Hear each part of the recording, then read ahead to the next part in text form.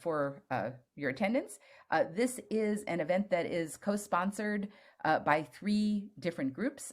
It is the History Department, well, four really. It's the History Department's War and Memory Working Group, which is a subset of the History Department workshop. So we have there's two different sponsoring entities within the History Department, and this is also being sponsored by the Jewish Studies program at the University of Kentucky, and we're grateful for their support, and by the Gaines Center for the Humanities, which has been very generous in funding this event. So I want to thank all of the sponsors and very much look forward to the event today. Our speaker will be Jelena Subotic, who is a professor in the Department of Political Science at Georgia State University.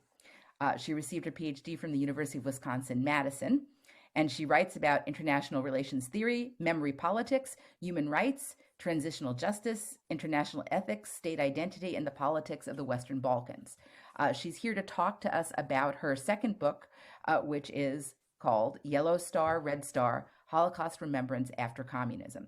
And that came out with Cornell University Press in 2019.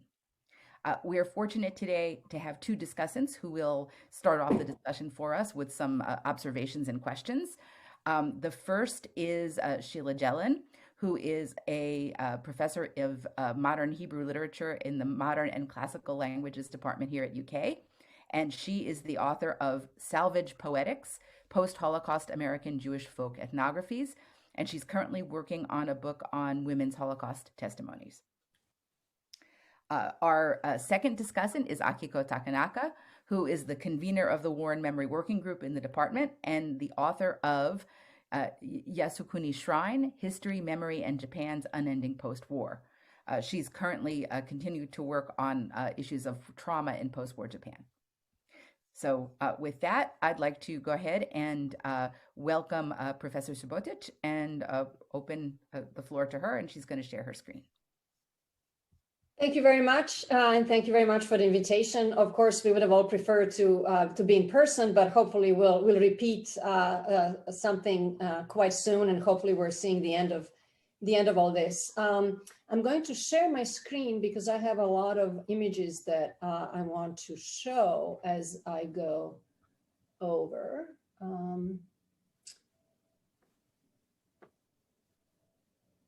Let me see, that's not quite it. Just a second. No, let me just did something wrong. Okay, there we go. So in 2014, I visited my hometown of Belgrade, Serbia, and I went to see an exhibition that was held at the Serbian Historical Museum. And it was called In the Name of the People, Political Repression in Serbia After World War II.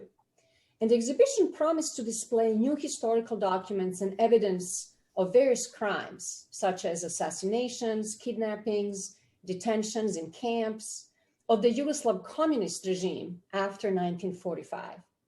But as I walked through the exhibit, I stopped in my tracks. I recognized a photograph. In the Belgrade exhibition, however, this image was displayed in the section devoted to the communist era camp for political prisoners on the Adriatic island of Goli Otok in today's Croatia. And the exhibition describes the photograph as the example of living conditions of Goli Otok prisoners. But I knew the photograph was not it.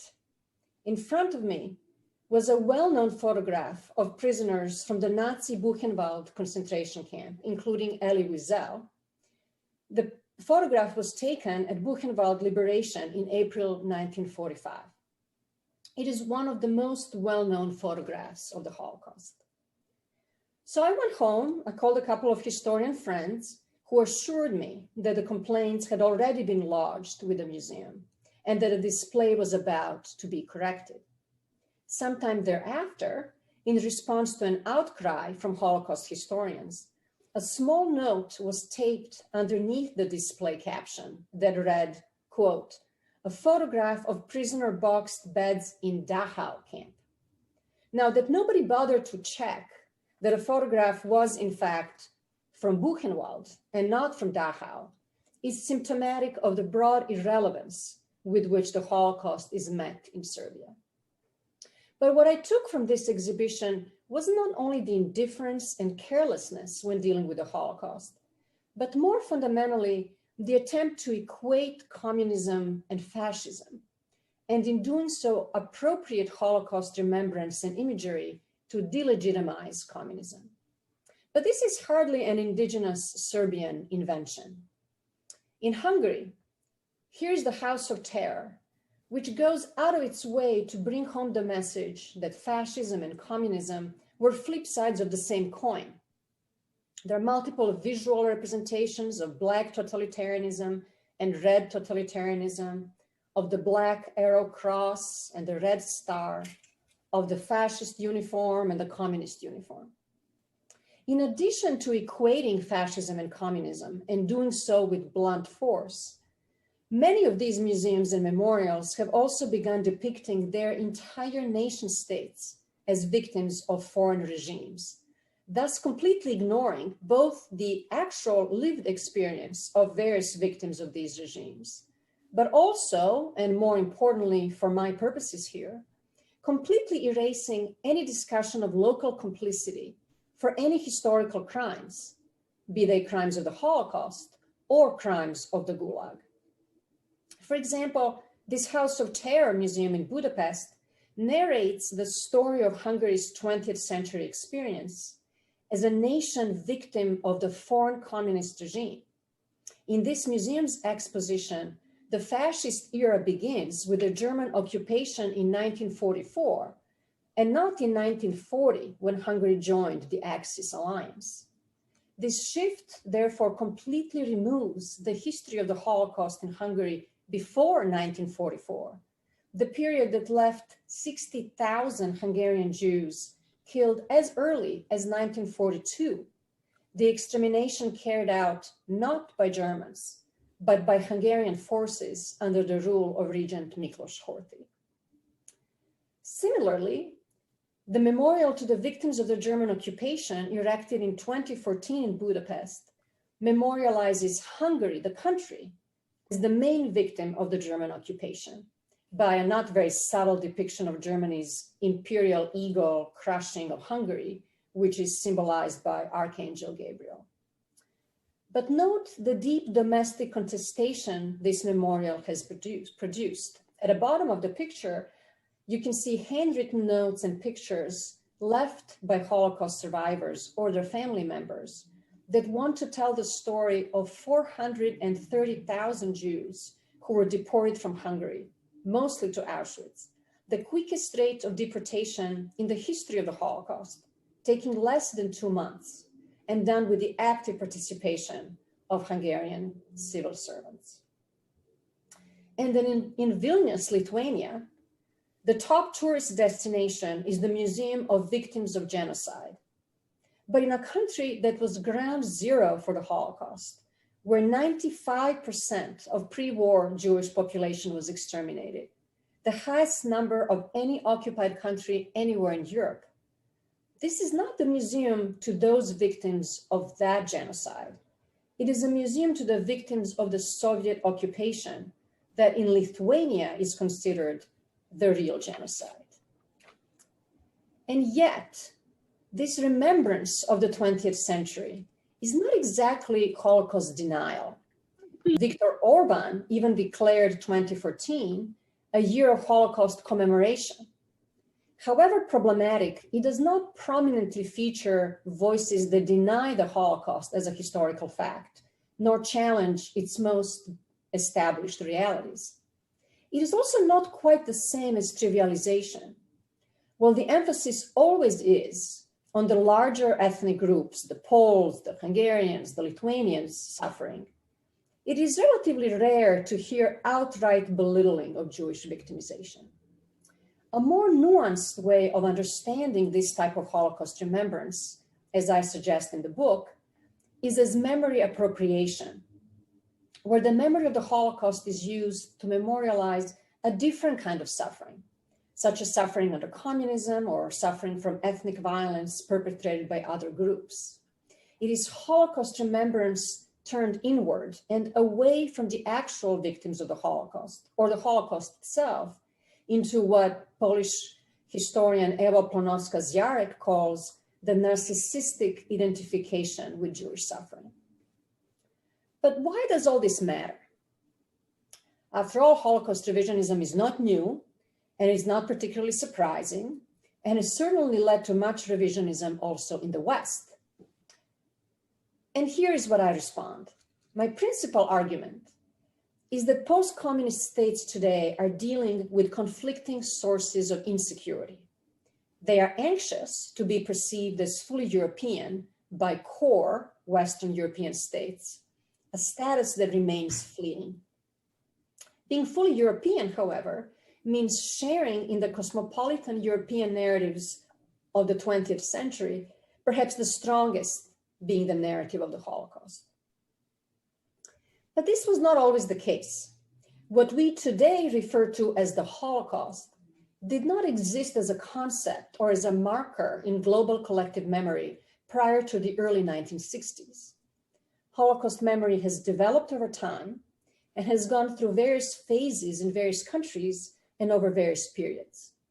In the West, what we today would recognize as the narrative of the Holocaust emerged with a series of important trials in the 1960s, mostly of Adolf Eichmann in Jerusalem and the Auschwitz trials in Frankfurt, as well as a series of popular cultural events, such as the American TV show The Holocaust in the late 1970s, and especially the Schindler's List in 1993, which all placed Jewish suffering at the center of Holocaust narratives and presented a visual and symbolic repertoire of how we think the Holocaust looked like, which remained mostly stable until today.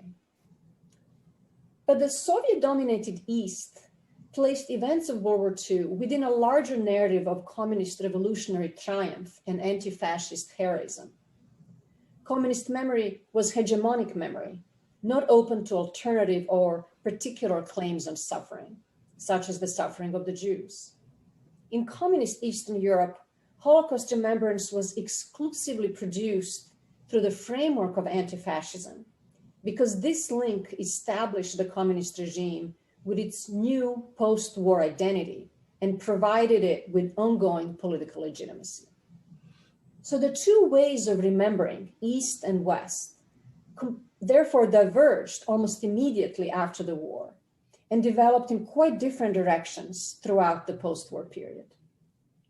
It is at this point of contact, after the end of communism in 1991, that these two ways of remembering began to cross paths.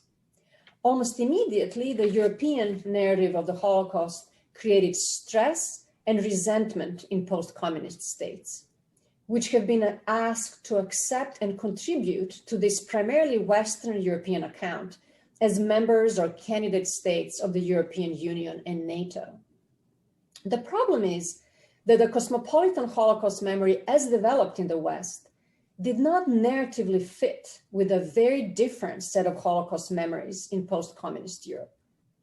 This lack of fit was evident primarily in the lack of centrality of the Shoah as the defining memory of the 20th century experience across the post-communist space.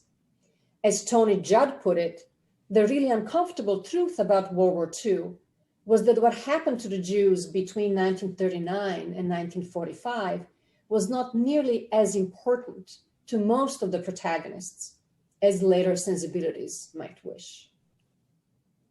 Instead of the memory of the Holocaust, Eastern European states after communism constructed their national identities on the memory of Stalinism and Soviet occupation, as well as pre-communist ethnic conflict with other states.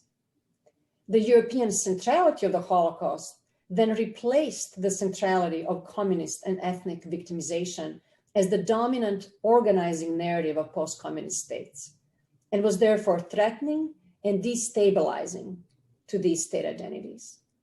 So in the book, I document how influencing European Union's own memory politics and legislation in the process, post-communist states have attempted to resolve these insecurities by putting forward a new kind of Holocaust remembrance where the memory, symbols, and imagery of the Holocaust become appropriated to represent crimes of communism instead.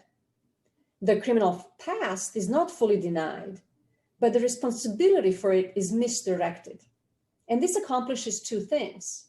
It absolves the nation from acknowledging responsibility for its criminal past, while at the same time, it makes communism as a political project criminal.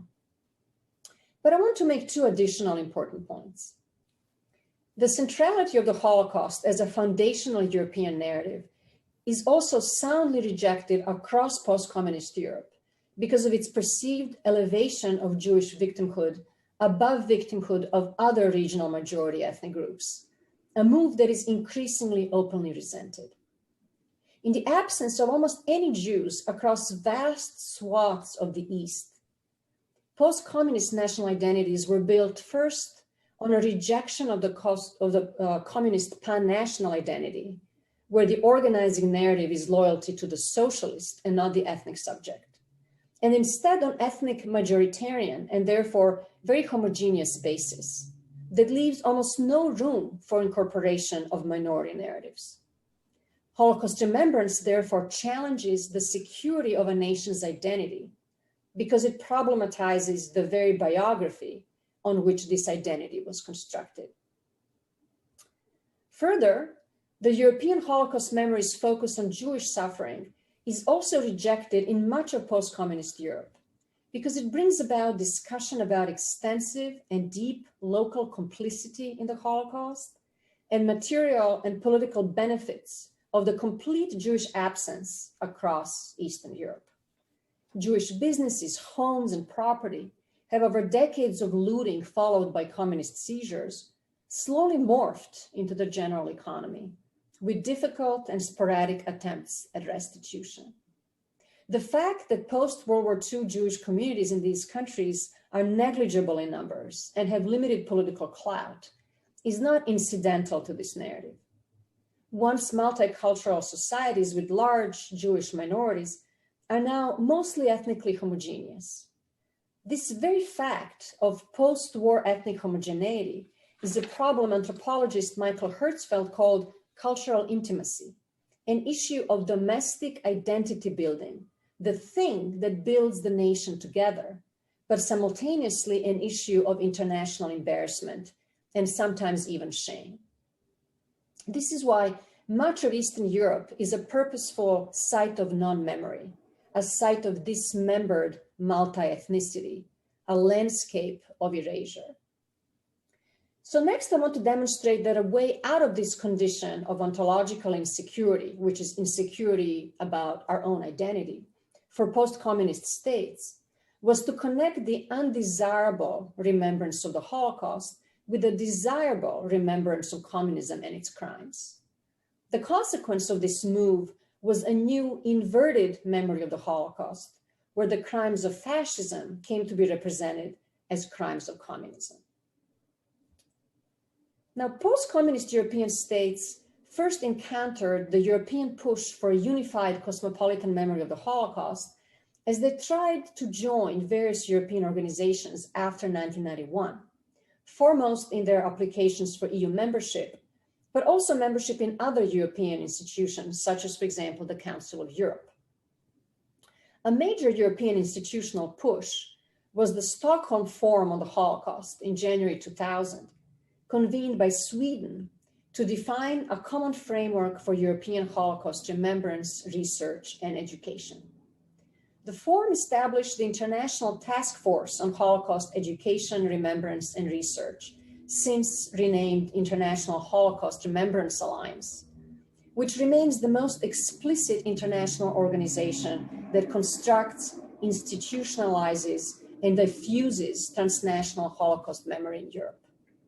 In 2005, the European Parliament adopted its most complete resolution on the Holocaust, which established 27th January, the day of liberation of Auschwitz in 1945 by the Soviet Red Army, as the European Holocaust Memorial Day across the whole of the EU. And while post-communist states accepted this new regulation, they signed documents, adopted major parameters of the memory framework, not wanting to jeopardize the delicate process of EU accession, once they were safely in the EU, the new Europeans demanded a thorough renegotiation of European memory politics, one that denies the Holocaust its centrality for post-war European memory, and instead places it on par with the other major totalitarianism of the 20th century, communism.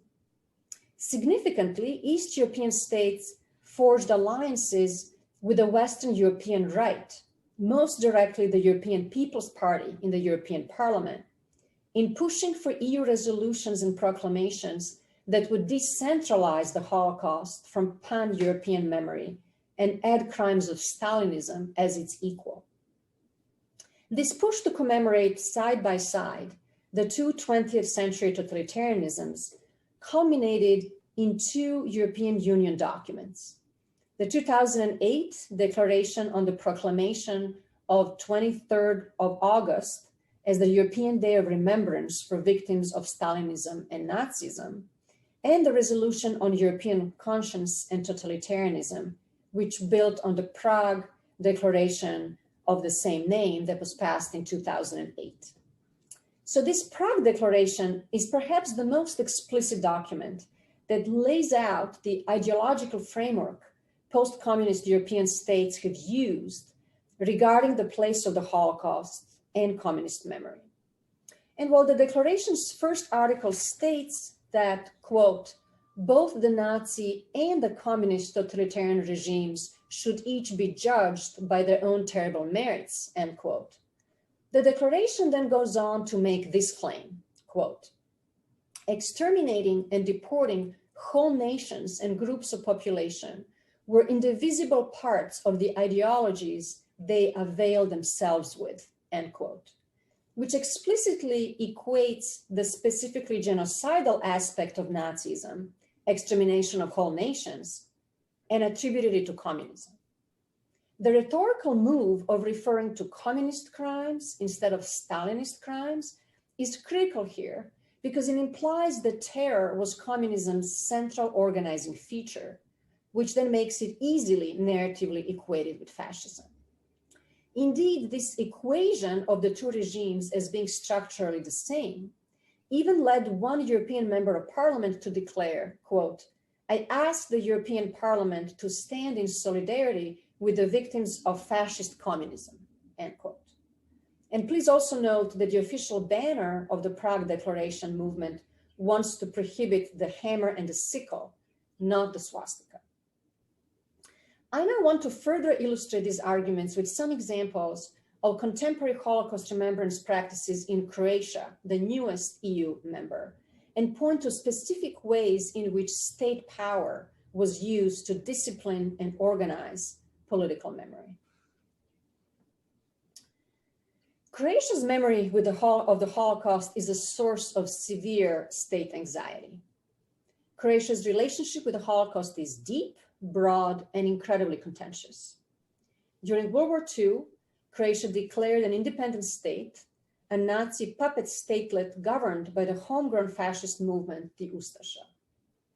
The Ustasha implemented fascist racial laws in large part autonomously, and sometimes even more brutally than the German Reich. Anti-Jewish laws, Aryanization of Jewish property, followed by the deportation and extermination of Croatia's Jews, were carried out with great speed and efficiency, earning much praise from Berlin. Significantly, however, the Ustasha were not interested only in the annihilation of Croatian Jews. The central part of their project was also the full-scale destruction of Croatia's large Serb and smaller Roma minorities.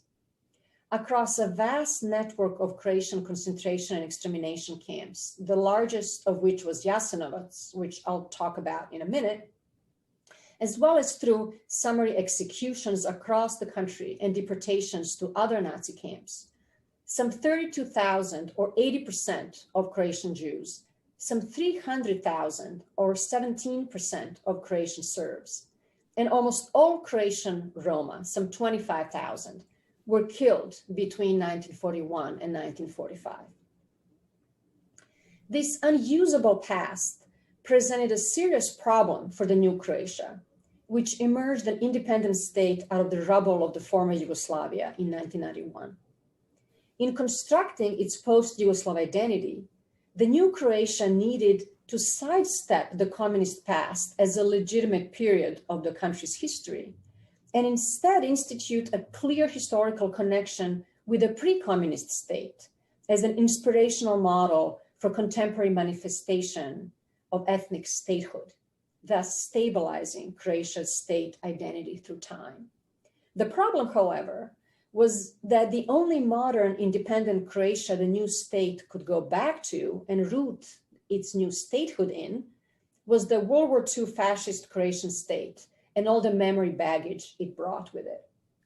And so as part of this memory replacement, Croatia embarked on a hurricane of World War II monument destruction in an attempt to visually erase any connection Croatia had with the 50 years of communism and 50 years of Yugoslavia.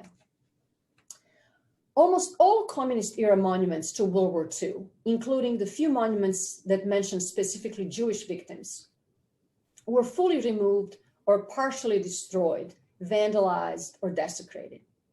Often victims' groups would put up a replica of the monument, only to see it disappear again, often within 24 hours. Some monuments were simply replaced. In place of a monument to anti-fascist struggle, a new monument to Croatia's War of Independence from Yugoslavia from 1991 to 1995 would spring up in its place.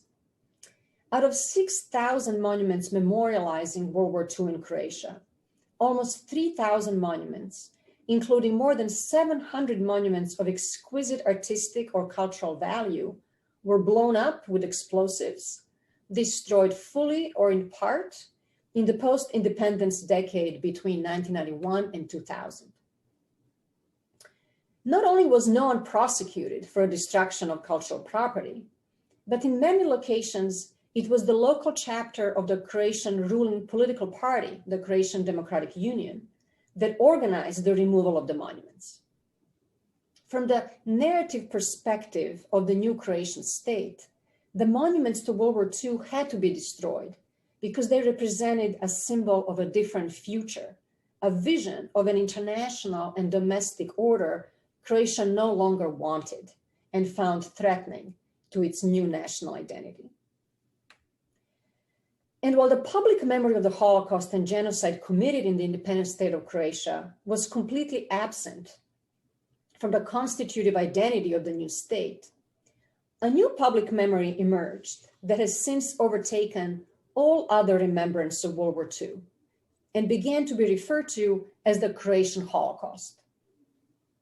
This was the constructed memory of the massacre of Croatian soldiers. Most of them were retreating Ustasha who refused to surrender at the end of the war, but there were also many members of their families who had been killed by the Yugoslav communist partisans at the end of the war in May 1945 on the territories of what is today Austria and Slovenia.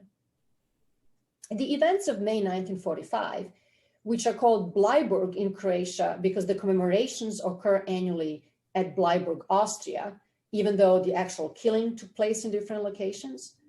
Since 1991, for the purposes of Croatia's new state identity building, began to be seen and commemorated as a communist assault on the entire Croatian nation. From the realm of unofficial diaspora commemorations, the Bleiburg ceremonies in post-Yugoslav Croatia became fully state-sanctioned, and the Croatian government designated the day of Bleiburg commemoration every May as a day of memory of Croatian victims in the struggle for freedom and independence everywhere. Now, this right here was the state power to redirect political memory. But this new remembrance was not a remembrance of just the massacre. It became a memory of the Holocaust, but with Croats as victims and not as perpetrators.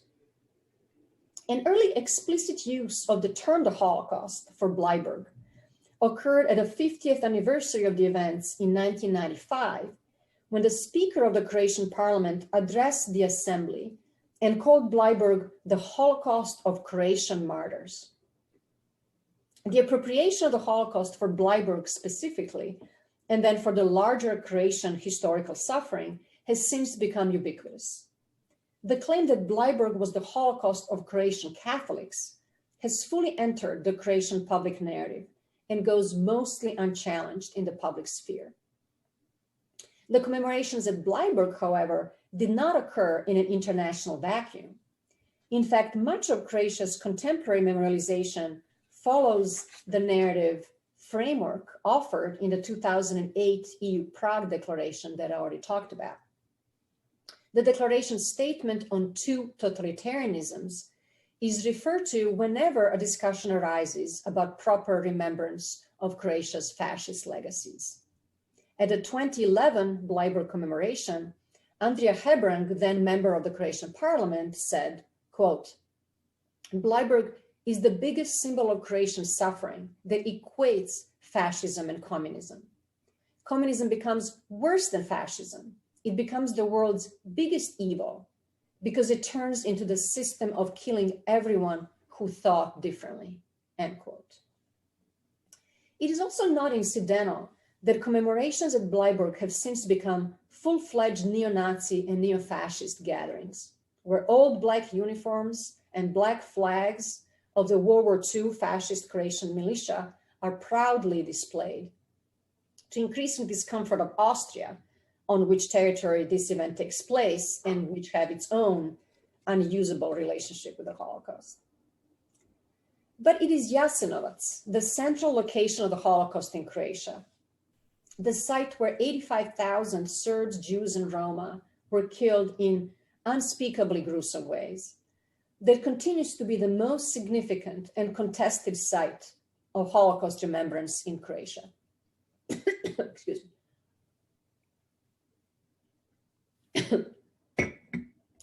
There are almost no historical photographs of Jasenovac, as the Ustasha by the end of the war blew it up and destroyed all records as the communist partisans were advancing.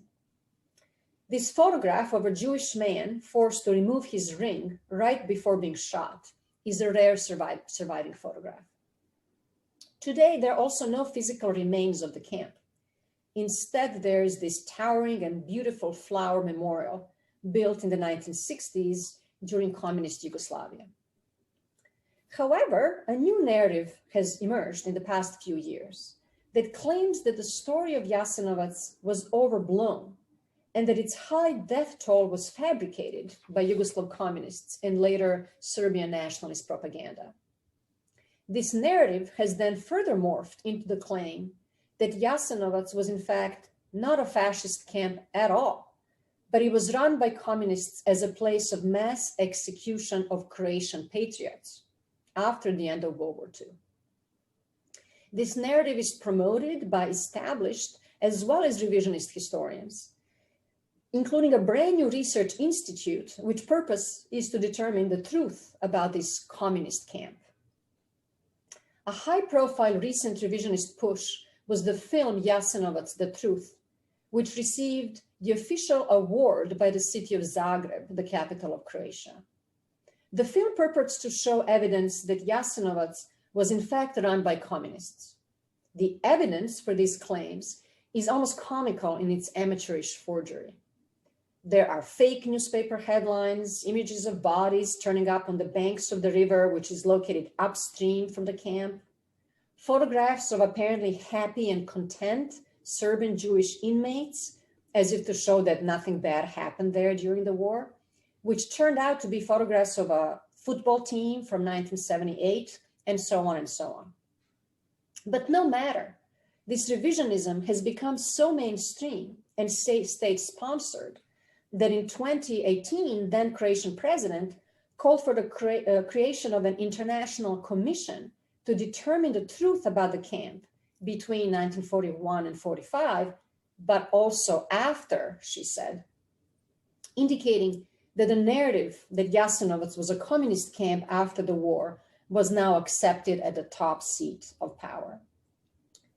Similarly, in the attempt to erase fascist crimes and used their imagery to represent real or imagined crimes of communism.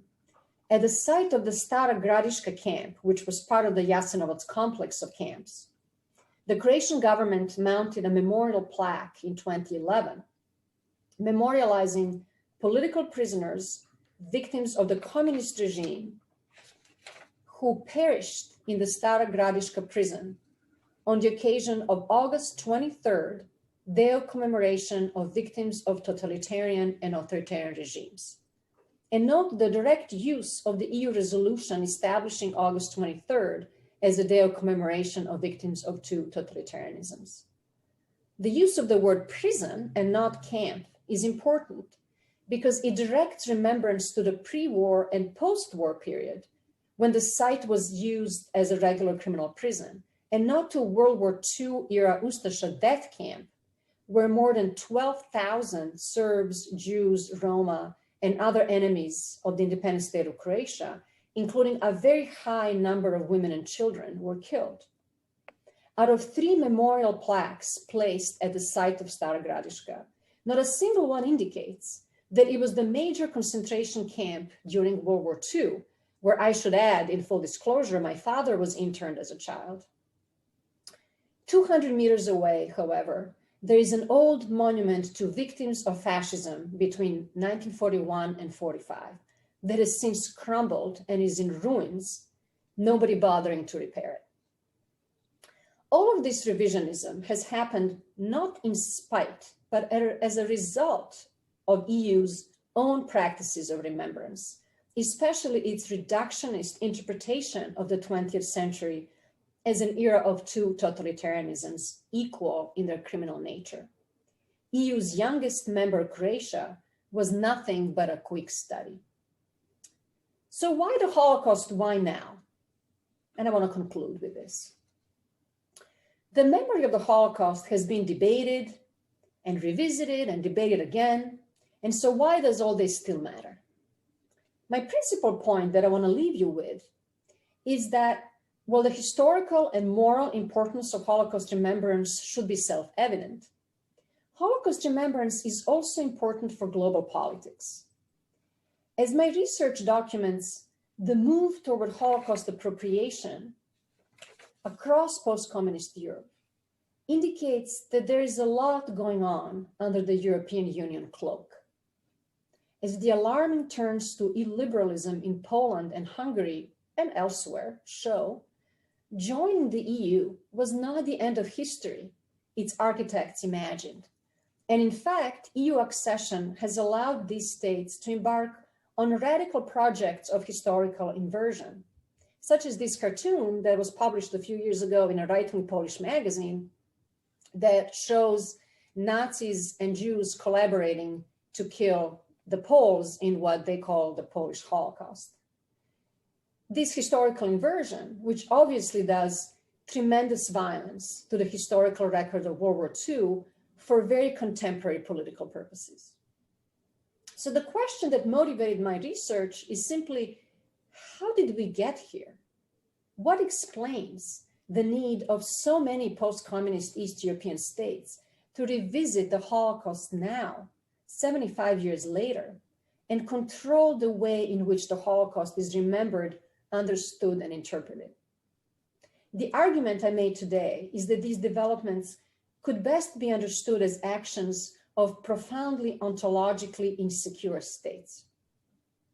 While scholars have analyzed domestic political machinations of various political structures, right-wing and or populist parties in particular, and ways in which they have instrumentalized Holocaust remembrance to make very specific domestic political gains, such as expanding the voter base, delegitimizing liberal opponents, mobilizing nationalism, I have taken a broader view.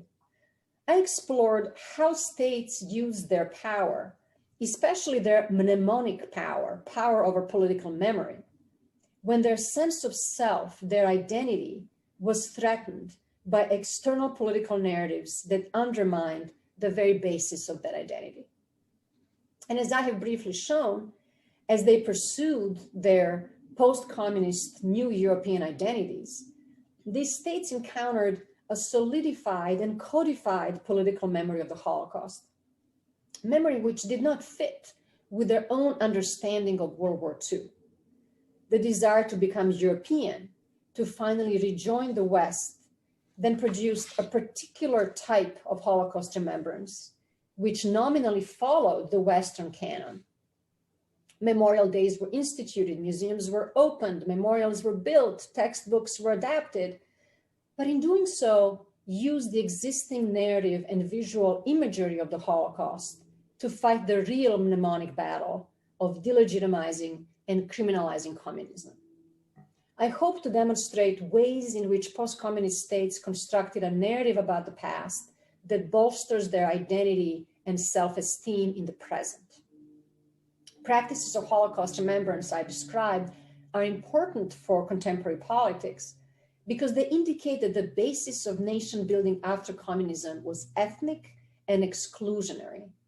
While this new identity construction may not be about the Jews or about the Holocaust at all, it comes from the place of exclusion of others, the non-existent Jews, but also the existent new others, refugees, migrants, or other ethnic minorities such as the Roma or Muslims. But most significantly and most globally, the great delegitimation of communism that has swept Europe since 1991 has also produced a de-delegitimation of fascism, which is repackaged, retold, and reinterpreted to look more palatable and polite in the 21st century. The great tragedy of the anti-communist movement is that it has weakened and made less imperative our collective anti-fascist moment. We are now living the consequences. The Shoah, therefore, is not only East European past, it also continues to be its present. And with that, I thank you very much, and I look forward to hearing from discussants and the audience. Thanks again.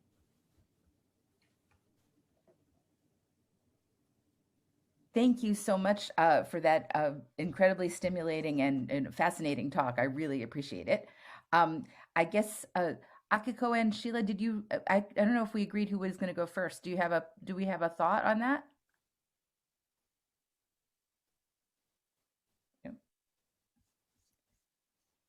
Yeah. Maybe we'll go ahead and let Sheila go first. Is that okay? Fine.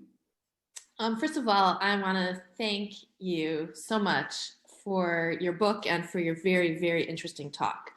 I love the way you organize your inquiry around the question of how did we get here? And I was glad it came up at the end of your talk. Indeed, what is most interesting to me in my own work is the question of afterlives. What, for example, in light of the Holocaust, is the afterlife of a photograph taken in Warsaw in 1935 by Roman Vishniak? How did the Holocaust affect the way we look at, write about, and canonize such a photograph? Similarly, what you seem to be asking in your book is what is the afterlife of communist trauma as it pertains to the instrumentalization of Holocaust trauma? In my Representing the Holocaust class, I teach Jan Gross's book, Neighbors, which explores the role of the Polish inhabitants of Jedwabne in the pogrom that killed their neighbors on July 10th, 1941. And you mention this book in your book. What I appreciate most about Gross's book is the way that Gross explicitly discusses the afterlife of that pogrom in both the imagination of the inhabitants of Jedwabne as well as in the memory politics of Poland. Your book joins that approach beautifully, clarifying so much for me. My question to you has to do with the culture of the Holocaust memorialization in post-communist countries. While I was reading your book, I noticed a discussion about, a very brief discussion. I know the book was dedicated primarily to two regions, to the Balkans and as I recall, Serbia and Lithuania. But you did mention the souring of Czechoslovakia's relationship with Israel, which led the Czechs to adopt a discourse of heroism and to expunge the mention of the Czech Jews who were deported to Auschwitz from their memorial there. I was really intrigued by that because in my current research, I'm exploring the impact of the discourse of heroism in Israel, particularly in the early years of the state, on the ability of female survivors of the Holocaust who had resettled in Israel to tell their story. So I wonder why, if Czech's relationship with Israel became sour, they would adopt Israel's own approach to Holocaust victims, to Jewish Holocaust victimization. For that matter, I wonder if you might elaborate a bit on these post-communist East European states' relationship to Israel in light of what you have presented as an ontological crisis of identity that has forced these states to reconsider their approach to the Holocaust in perplexing and inconsistent ways. So I'll leave it at that. And once again, thank you so much. Thank you so much. That was for your thoughtful questions and remarks to get us going. And now I turn to Akiko. All right. Thank you for this brilliant talk that really demonstrated just how malleable and vulnerable memory is. And to me, the case studies were also about survival, right? Survival of a collective after a series of traumatic events that ripped the collective apart. And I really loved how your book began with an account of your own grandfather's survival by way of collaboration with the Germans, but also using his position for the survival of many of his own people.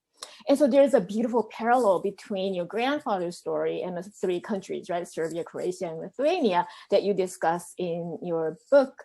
And so in your grandfather's case, the shifting identities that he took on was about survival of his own life and of his own people. And in the case of the three main case studies, it's about a similar kind of survival on a grander scale, what you've coined ontological security, or of the security of these people's identity.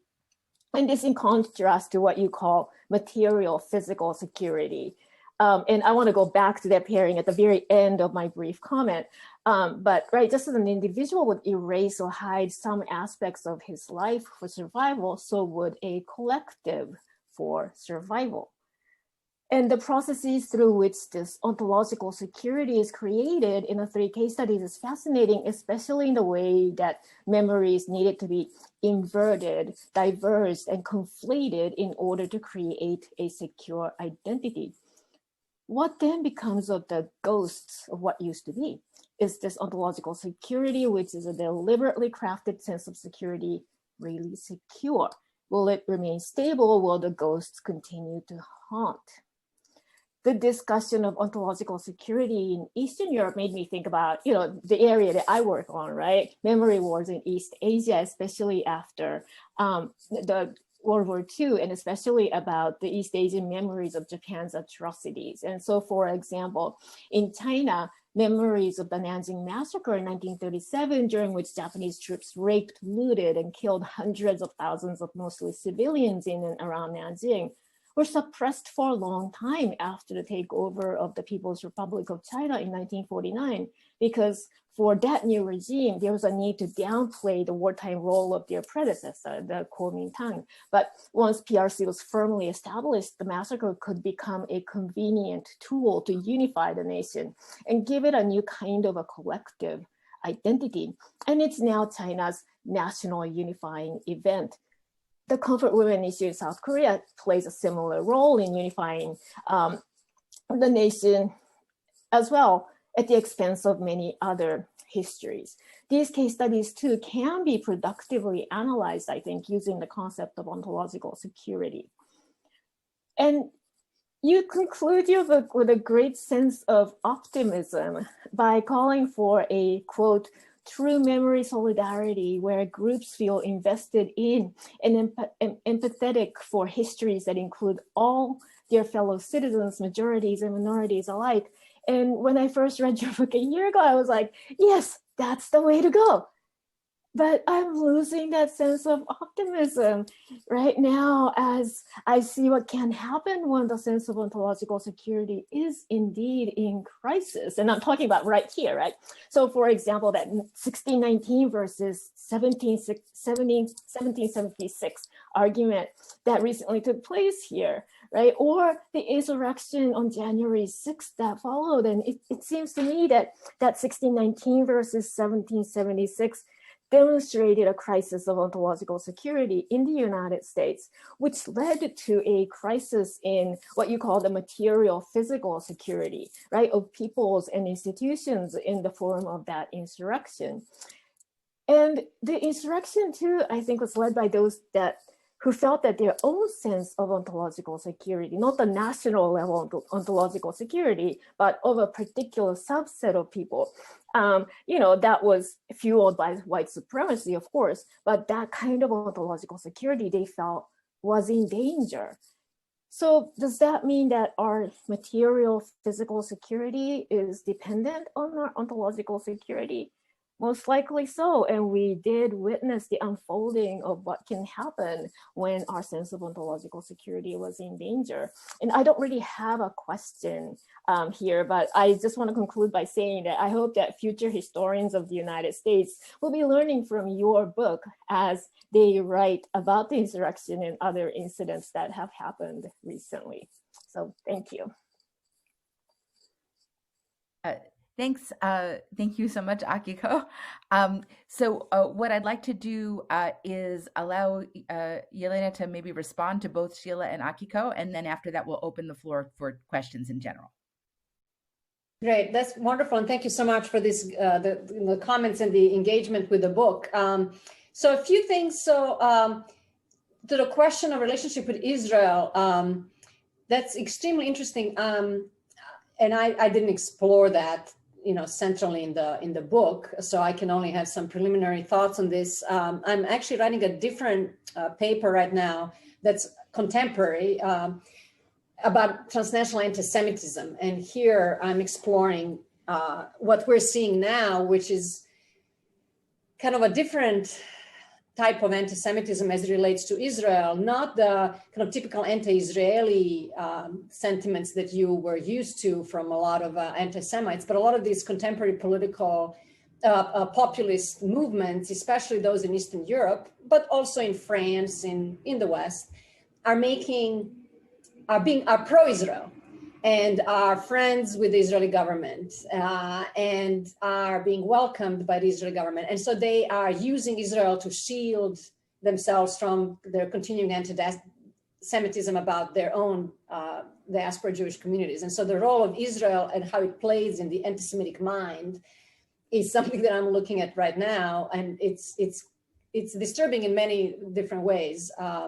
But it speaks to this kind of unsettled relationship to Israel that continues from kind of different sides. In the early 1950s, when that passage that you refer to has to do really with the kind of geopolitical structures of the time and the fact that Czechoslovakia followed Moscow, and as the Soviet Union soured its relationship with Israel and kind of created this overture to the global South and to the Israeli Arab neighbors, and started to negotiate diplomatic ties with Egypt and Syria, that then kind of became the mandate of a lot of the countries in Soviet's orbit, Czechoslovakia just being one of them.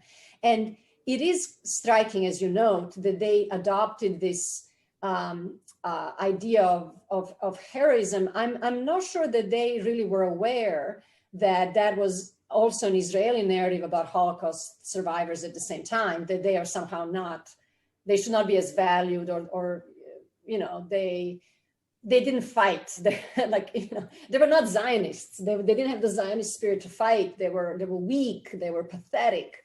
And I'm not sure, that's really a good question that somebody should explore, whether they knew that was the Israeli narrative. But certainly that was the narrative from the anti-fascist communist perspective.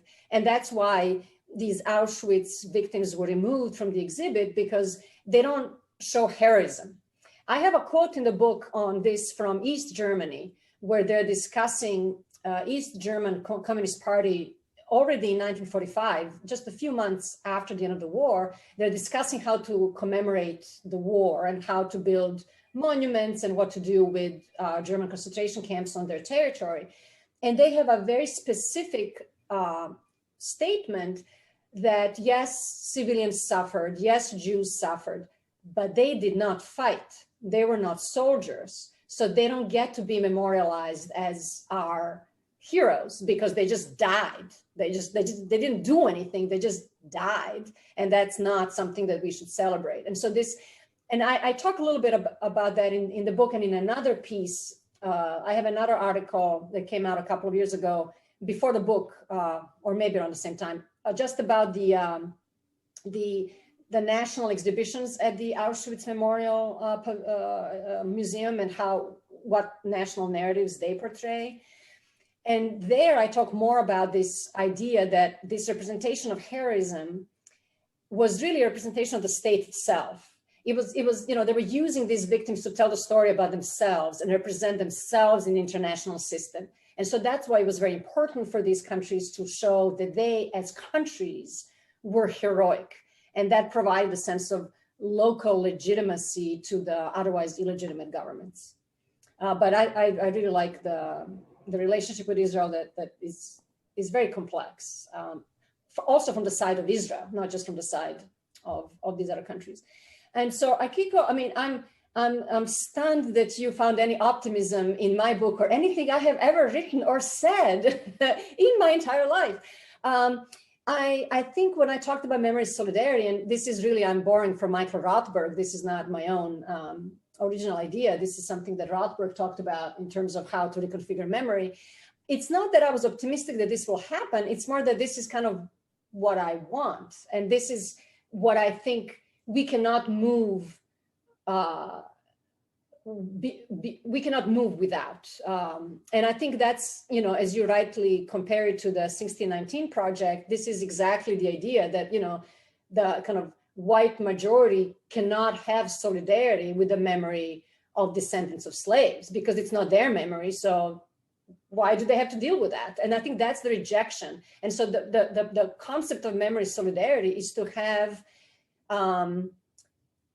memory of others' suffering be incorporated into memory of your own past. This is all of our past. And, you know, in the context of the Holocaust and East European revisionism, it's this idea that there was so much suffering in Eastern Europe by many regimes and groups and occupiers, and there's plenty of suffering. There's a surplus of suffering, but suffering is only related to your own group, and it excludes the suffering of others. And there's a competition of suffering, and there's suffering Olympics, and there's, you know, victimhood Olympics. And, you know, Hungarians are upset that we have to talk about the Jews when they also suffered. And Lithuanians are extremely upset when we talk about the Jews because Lithuanians also suffered. And there's this kind of a zero-sum game about how your own suffering is so profound that you don't have space in it for the suffering of others. And Akiko, you brought in the preface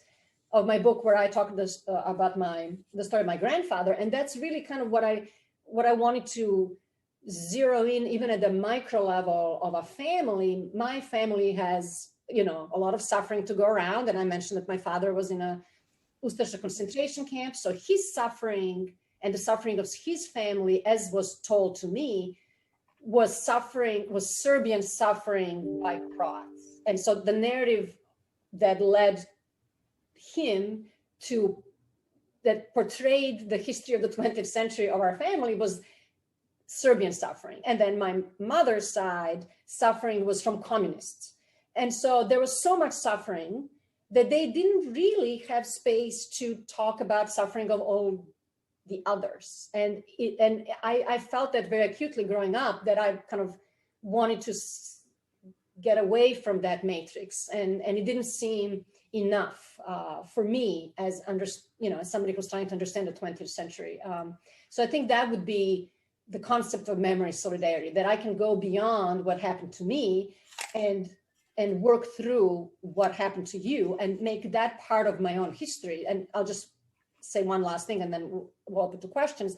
This is a little bit, I have a quote from a scholar who studies the Holocaust in Estonia, Alex Weiss-Wendt. And he wrote this very influential article that basically said why Estonia doesn't care about Holocaust. And his argument is that in Estonia, the Jewish community was very small and it's almost non-existent now. And when there is discussion about a Holocaust, it's a discussion about as if it's a Jewish issue. So they would commemorate the Holocaust and say, and now Jews will do their commemorations for whatever happened to them. And he explains how it's never become incorporated into the history of Estonia or into the education of Estonia or in the understanding of Estonia's past. It's an understanding of what happened to some Jews in our country. And we'll respect that. And that was very sad, but it has nothing to do with us.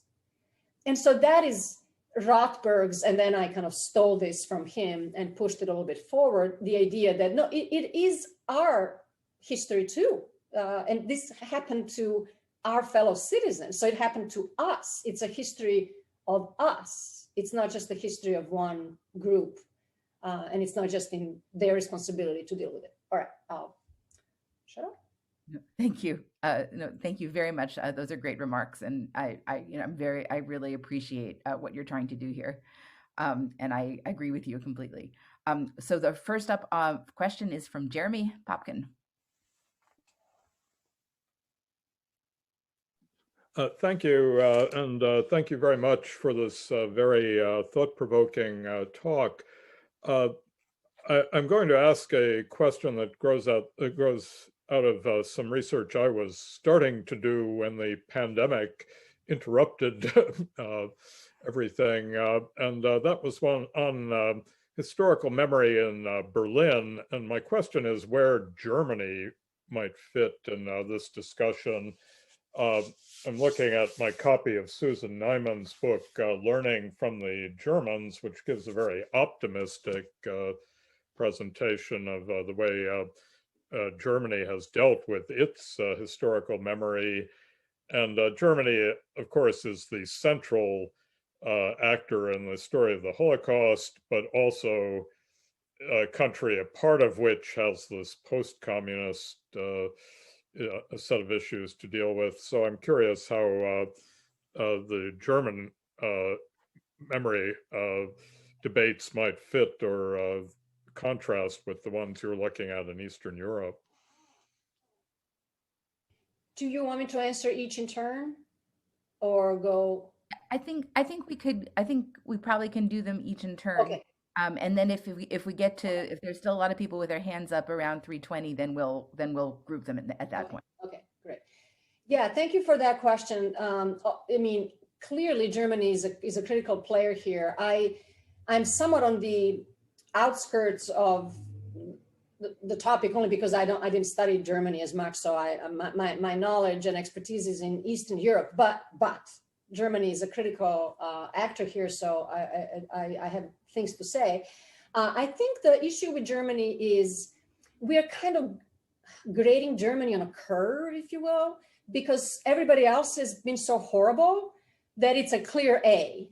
But once you actually go deeper, it's not an A, it's kind of a B minus, but everybody else is an F. And so that's just our students. Germany has a lot of, Germany's relationship with Holocaust memorialization has a lot to be commended on. So let's just say this. So when I was doing this research, I traveled to 9 countries, I believe, overall, including Germany. And I went to Berlin and I went to Nuremberg. And it's being in Berlin physically in a space is the memory and the memorialization of the Holocaust is so much more intense. It's so much more present. It is so much deeper and so much more self-reflective than in any country that I visited in the East. It's not even in comparison. I mean, walking the streets of Berlin and then you go walk the streets of Krakow and it's like it's a really night to day situation. So I certainly want to say that just in terms of how I felt physically in a space of memory, because a lot of the book project had to do with actual physical spaces of memory and how they look and how they feel and all of that. It was a remarkably deeper and more meaningful experience than in Eastern Europe. So certainly that is the case. Certainly there's self-reflection of your own culpability, which doesn't happen almost anywhere else. So all of that, I think, is certainly a positive. Where I think we are grading on a curve is that, as you indicated, there is a lot going on between the relationship between East and West. And some of it ends up being a little bit of a self-congratulatory narrative of Western Germany and a little bit of pointing a finger to East Germany about how they have not dealt with it in the proper way. And that ends up being used for domestic German purposes. There's a lot of finger pointing at the East, and there's a lot of finger pointing at how it's in the East that the neo-Nazis are now converging, and it's in the East that the AfD party is reconstituting and all of that, which I think has some truth to it, but it's not as if West Germany has been completely devoid of neo-Nazi insurgents. Where I am most critical of Germany is that in its efforts to be the leader in Europe of dealing and processing the Holocaust, it is often acting as a gatekeeper for a broader discussion about local complicity and collaboration. And I have seen this on and on and on, and including recently on a Zoom meeting just a couple of weeks ago, where I was on a Zoom with this International Holocaust Remembrance Alliance about global anti-Semitism. And my presentation was about revisionism in Eastern Europe. And I talked about Hungary, Poland, Lithuania. And the German representative was offended by my remarks and said, we should always say that this was Germany's fault and primarily Germany's fault. And now you bring all these other countries and collaborators and you are leaving Germany off the hook. And I kept thinking, well, I'm not, but I was kind of shocked actually that would be a response. But it was very clear that the German, and this is official German representative, was very uncomfortable with distributing blame elsewhere because it has become almost a little bit dogmatic. And I find that very troubling, and it actually has a lot of real life implications with pressures on other countries to deal with the past, the Germany blocks. It also comes through historiography. Now here I'm not a historian by training, so this is above my pay grade, but there are a lot of problems in some of Germany's historiography and some German historians who continue to deny that, for example, in Lithuania, the first week of pogroms before the Germans even came was done by Lithuanians. The Germans weren't even there. And there are German historians who are experts on Lithuania who keep saying it's Germany. It's very, very troubling and very, very difficult, and something I had to deal with a lot of back and forth, how I'm going to present this. And so it's become a little bit of a dogmatic stance, and it has become sometimes a gatekeeping stance, and sometimes it's become part of a new kind of self-congratulatory nationalism of Germany today. Like, look how great we are. And I think that can lead to bad places. Anytime you kind of pat yourself, like, we're just amazing. Look how great, this is great. And it's really not. So I think when you scratch below the surface, there's, as we all know, tremendous problems with continuing anti-Semitism and rising anti-Semitism in Germany, not even of the very kind of primitive kind and the physical attacks, all of which still exists, but even in kind of scholarly discourse, the real lack of appreciation of the place that German Jews played in the history of Germany, the separation of Germans from Jews and their contributions, that still continues. But again, as I said, it's like a B- in a sea of Fs. So thank you. Yeah. Thank you. Thank you so much. Next is Ken Sleppy, and I like the idea of grading on a curve. Ken? Yeah. So in terms of thinking about these competing narratives of competing victimization and how they're playing out, and I found it very interesting that the Eastern European states, as part of becoming a part of the EU, had to agree to a new narrative and the centrality of the Holocaust. And I wonder, given the language in the 1940s, that the Jews were responsible for communism in the first place, and so that by killing the Jews, you're actually going against the communists. That this is also, that it's not even just a question of competing narratives, but that at least for some elements in these Eastern European states, and I'm more familiar with the states of the former Soviet Union and Poland than I am in the Balkans, but that to accept that narrative would be to, in fact, accept the narrative of the enemy. It's not just simply competing victims, it's the enemy that we were trying to defeat. And now you're asking us to accept what they've said. And I guess as a kind of corollary question to that, would it be therefore inevitable, once the decision was made to make such a attack on communism as to delegitimize communism, that you would almost rhetorically have to downplay the Holocaust because of the association with Jews to communists, at least in the popular mind, if not necessarily in reality?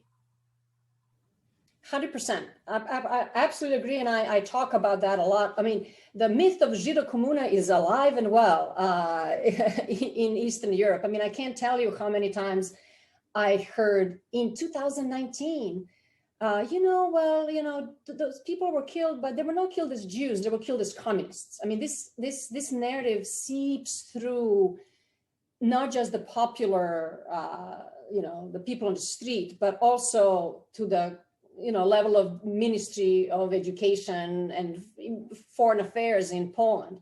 So you're absolutely right. It was a necessary rejection, because not only does it portray, as you say, communists and kind of who oppressed us as somehow innocent, but also we need to create a new state that is creating a complete break with the past.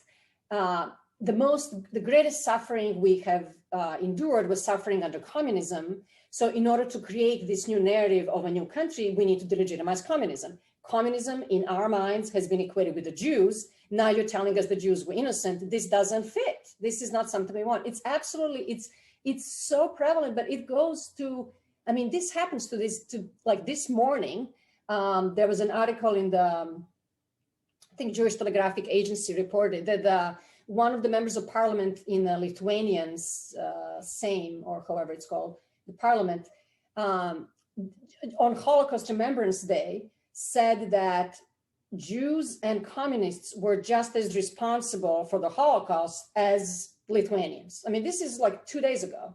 So this happens, this is so prevalent that it is really, I think, coloring how they see it. They portray communism as genocide, especially in the Baltics. I have a lot to say about the concept of double genocide that is even been, especially in the Baltics, moved through the courts. They have sued some KGB agents that are still alive for genocide against a Latvian peasant because they killed this guy during the 60s. And they're using the kind of international architecture of justice that's created for the Holocaust and crimes against humanity to prosecute communists as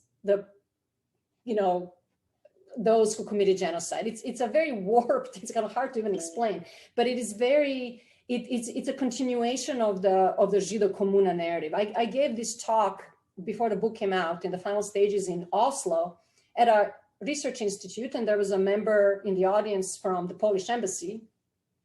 And that's happened a couple of times to me. I give a talk and then the Polish embassy sends somebody from the ministry. That's not what part of the official Polish memory policy procedure is to send the cultural attaches to Holocaust talks. And as soon as I was done, this person was very agitated and started kind of yelling at me and saying, this is wrong, and said, you talk about these Jews like they were innocent. This was 2019, Oslo, Norway.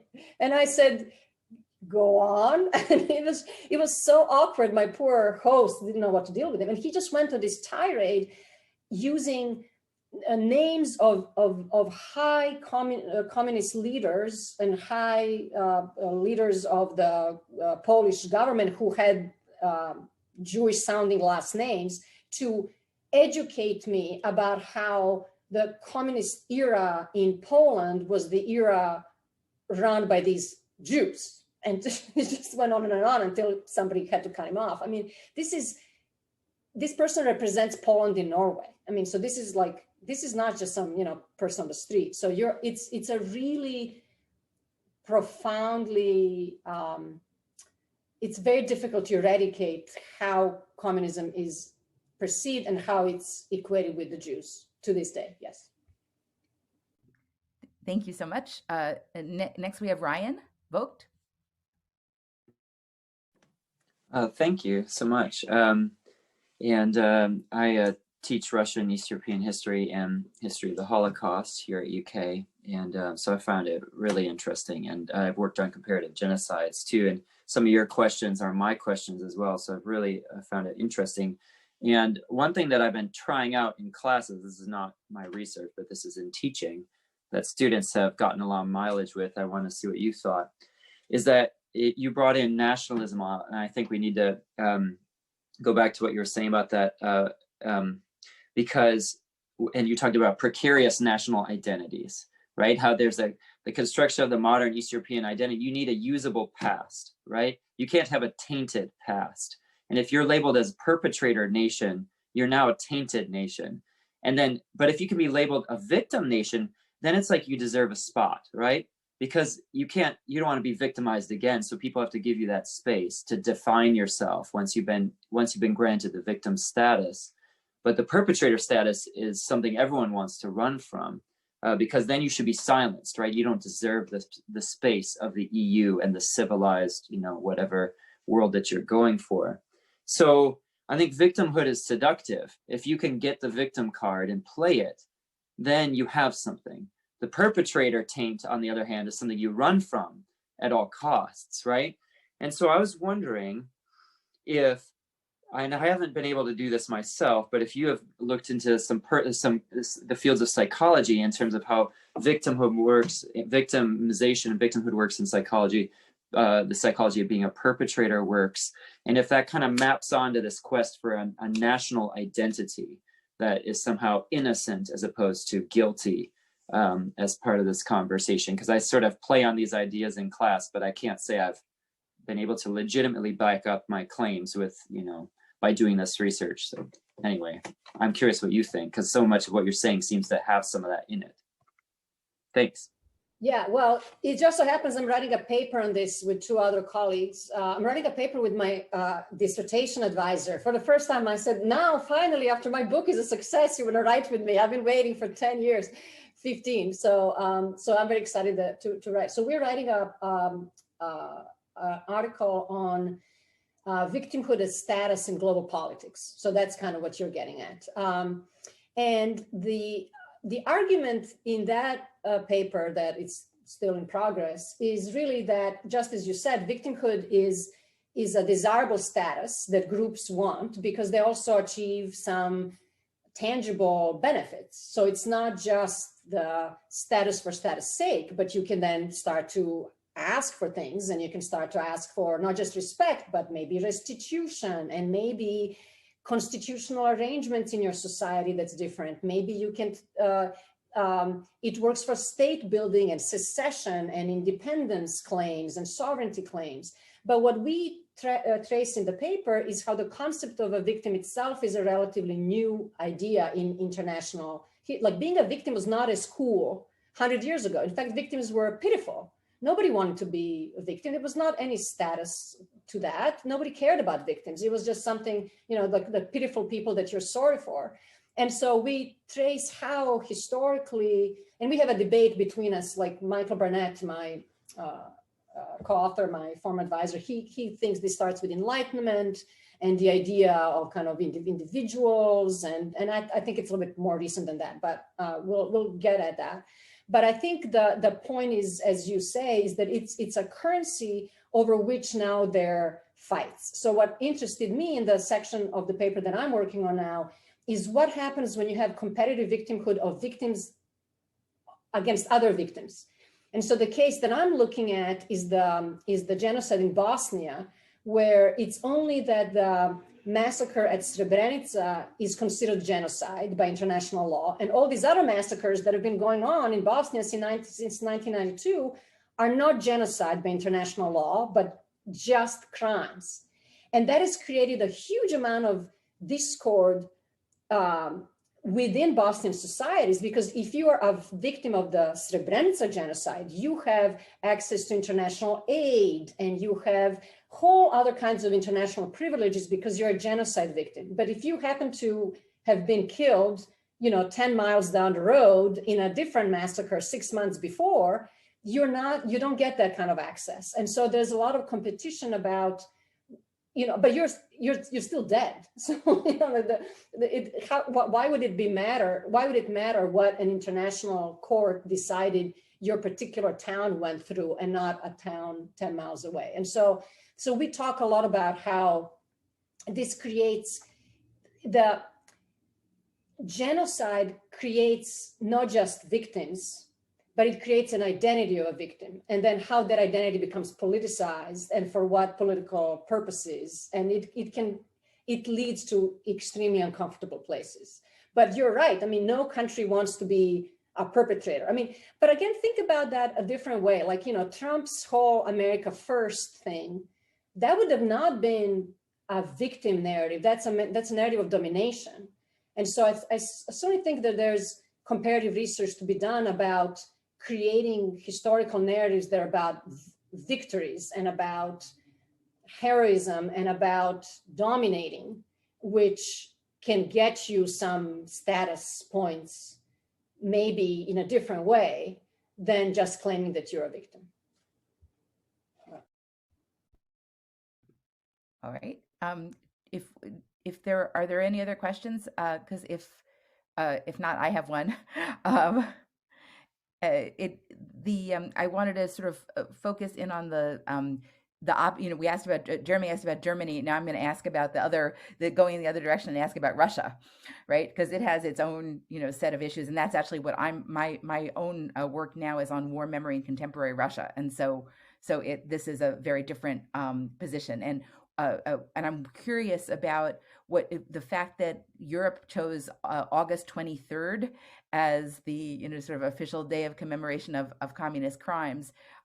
In my recent work, I've noticed that the Russia is very eager to try to explain away what they did during the Molotov-Ribbentrop Pact, which is of course the reason why August 23rd is the day of remembrance. And I'm curious where Russia fits in the constellation of how this is talked about in these countries, and does Russia even play a role in how this memory is shaped, or is Russia still on the outs in this memory scape? Yeah, Russia is critical, but I think it plays slightly different role in different regions. So it's incredibly important for the Baltics, for Ukraine, for then Poland, Hungary, and then it's not as important in the Balkans. And that's only because the Balkans don't have a relationship with the Soviet Union the way that these other countries do. So in other words, Russia is much more important memory player for countries that used to be part of the Soviet Union and had been exposed to a kind of Soviet narrative about the Molotov-Ribbentrop Pact, which, in the Yugoslav cases, we kind of didn't care about that. We had our own problems, so we kind of just didn't really deal with that. But it's incredibly important I would say in Ukraine, especially because it plays kind of a double role. It is projecting onto Ukraine, especially, but also the Baltic governments, a notion that they are fascists and they are kind of glorifying their fascist heroes, and that even the legitimacy of these post-Soviet governments should be put in question because they are kind of creatures of a fascist regime. So let's say, so they're very interested in pointing out every time that there's a revisionist move in Ukraine, or they put a Bandera statue, or in Lithuania, this parliament guy says whatever he said, or whatever happens, they're the first ones to then officially, through official foreign ministry channels, talk about how these governments are not even legitimate because they're revising history. Well, at the same time, as you know, Russia has its own completely revisionist history of the Soviet Union, where they had nothing to do with Hitler. They never heard of him. Just who is that? Had nothing to do with any of that, which of course doesn't make any sense. But what the problem is that in being so extreme and so revisionist on its own end, even when they do point out to actual true revisionism that Ukrainians and the Baltics are doing, nobody hears that, because then it all becomes, you just talk like Putin. So this would happen to me many, many times when I would talk in Lithuania and say, well, you guys, this is not really quite right. You cannot really glorify these, anti-Soviet partisans. They were also anti-Semites. And they say, you sound like Putin. And that closes immediately the discussion. And that's extremely difficult to get away. It also, in the Baltics especially, it's an extremely anti-communist little region, very pro-American, very pro-NATO, terrified of Russia. And they really portray even contemporary events as well as the past through an incredible sense of physical insecurity from Russia. And so they don't really have the space to deal with a fair argument, which would say, well, that actual criticism from Russia was true. The fact that it comes from Moscow is just unfortunate, but it's true.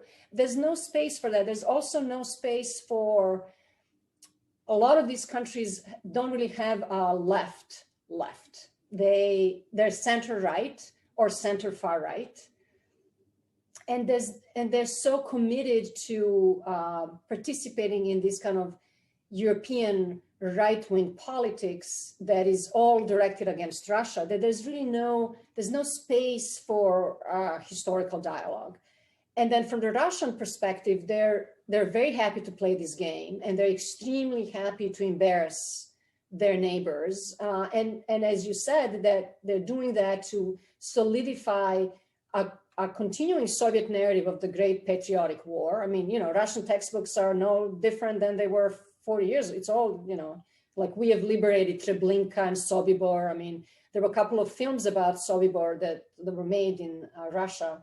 There's a big one that was, that came out in 2018 that again talks about how, this was a Nazi concentration camp with these pitiful Jews that didn't know how to save themselves. And then a Soviet Red Army general comes in and as a prisoner of war, and he organizes all the Jews and he leads the liberation. And if it wasn't for the Red Army, I mean, it's just, this continues. So I think it's incredibly important. I don't work on Russia, but on these memory wars between Russia and their neighbors, there's a really good book by Nikolai Koposov that came out a couple of years ago, 2 years ago, called Memory Wars, that he goes one by one and kind of deconstructs the memory politics between Russia and Ukraine and between Russia and those other countries in the neighborhood. Thank you so much. Oh, sorry. Thank you so much. We do have time for one more question if there is one. All right. Jeremy, is that a hand? No. Yes, if I can. Yeah. Go ahead. But you have to unmute. Sorry. I wonder if you might say something. You've presented the politics of memory in these East European countries as if it was unified within these countries. Would it be fair to say that there are controversies, there are people who are trying to oppose these tendencies too. We've seen some of that in the demonstrations in Poland and the very close election there in the past few years. I wonder if you might say something. Oh, absolutely. Yeah. And that, I mean, yeah, I probably should play that out more in the talk. I talk a lot about this in the book, but in the talk, I really didn't present that. So in general, what I talk about is more these like hegemonic, broadly shared narratives that you see in history textbooks, in popular culture, in film, and through government channels. So that is what I'm more interested in, are the official broadly shared narratives that I call hegemonic. But clearly there's contestation, and often the contestation is very, very vibrant, but even more than vibrant, it's very, very alive.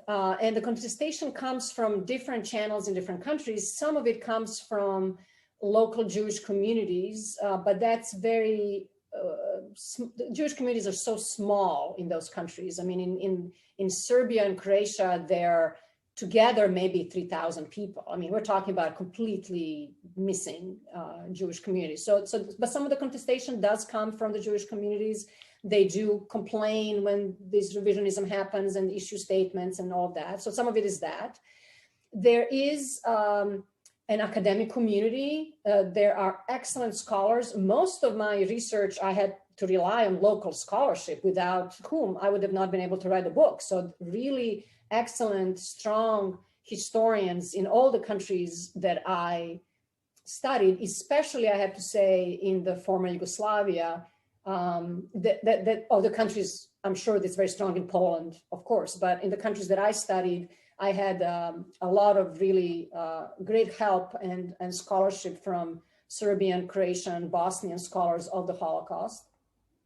So a lot of the opposition comes from the academic community. However, that's a minority in the academic community. That's a marginalized group in the academic community, because the academic community itself is quite nationalistic overall, and a lot in line with this main narrative. So the people that I talk to are a minority, and so their position is also precarious, and that's very difficult. And then finally, there is contestation from the arts and culture, and I talk about that in the book, different artistic interventions, movies, popular novels that speak to the revisionism and against revisionism, the theater plays, art shows, all of that exists. And sometimes it catches on and becomes popular in society. Sometimes, again, it's on the margins. And the problem with those societies is that the vast majority is nationalistic and revisionist. And so you have to carve out your little space on the margin. And it really, the problem is how you penetrate these larger hegemonic narratives, and whether the media gives these marginalized narratives equal say, whether they put these contested projects on TV, and oftentimes they don't. So oftentimes these are smaller groups who kind of speak to themselves. You're kind of a group of 20, what we used to call dissidents, who talk to themselves and put up these cultural events that are excellent, but attract a pretty small percentage of the population. Mm-hmm. Thank you so much for an incredibly stimulating talk. Thank you so much to Akiko and Sheila for their great comments. And I'd like to invite everybody next week. We're having an event next week. Cody Foster and John Perry are going to be presenting from their dissertations, and Paul Chamberlain will be discussing. So hope to see everybody next week. And thank you again, Jelena. That was a really extraordinarily stimulating talk. Thank you. Thank you very much. I enjoyed it. Thank you. Thank you for being so generous with your time. Thank you. Thank you. Thank you.